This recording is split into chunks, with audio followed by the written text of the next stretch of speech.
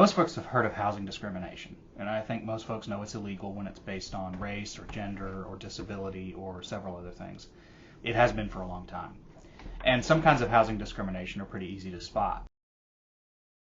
Thankfully, we don't see things like this as much today, and sometimes I get asked whether racial housing discrimination happens anymore or whether fair housing law still matters.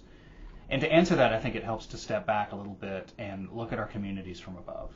So let's take a look at the city of Columbia. Now, in this map, you'll see Columbia today. The green areas are communities where more residents are black, and the purple areas are communities where more of the residents are white. The darker the color in that area, the more racially segregated it is. And you can see that there's some areas of the city that are pretty segregated, particularly on the west side of the city. And some folks would say that just having segregated communities by itself is bad enough, and life is better for everyone when your neighbors come from all sorts of backgrounds.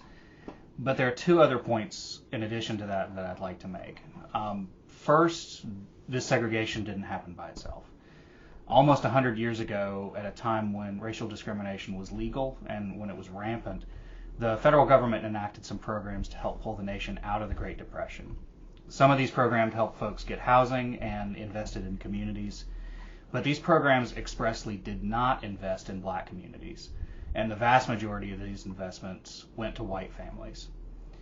And this leads to the second point, that partly because these investments didn't go to black communities, many of these communities have been plagued by worse schools, worse infrastructure, fewer jobs, and higher poverty for generations.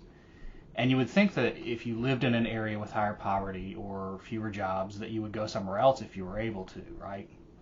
Well, it doesn't seem to work that way. The second map is from around the Great Depression, and it shows areas where those federal programs were willing to invest money and areas where they weren't. So the blue and green areas in particular were communities that the government was willing to invest in. The red areas, not so much. And if you compare these two maps, you can see that the areas where the government invested almost 100 years ago were then, and they are now, predominantly white communities. And many of the areas the government didn't invest in were then, and are now, predominantly black communities. All of this is just to say a couple of things. The effects of racist policies almost 100 years ago can easily be seen today. The segregation we see isn't just people choosing to live around folks that look like them, and unfortunately, housing discrimination is still real.